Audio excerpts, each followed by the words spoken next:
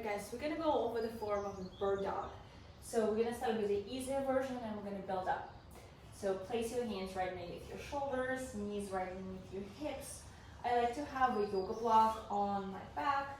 It gives you that again, external cue and make sure I'm not shifting my pelvis side to side.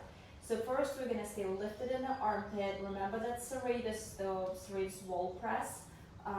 Really important to stay lifted. Back of your neck super long. You're gonna inhale on the exhale, exhale from the bottom up, and you're gonna press through your armpits and slowly extend your leg out.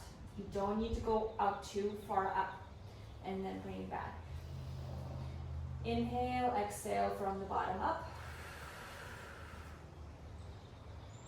Good. If this is too easy for you, you're gonna start putting your arm and leg together, so the extension comes at the same time. Inhale, on the exhale, lift, come back. If this is too challenging, feel free to brace first, so you're gonna look like this. Inhale, exhale, hold your core, press through the armpit, hold your core, and extend your arm. Come back.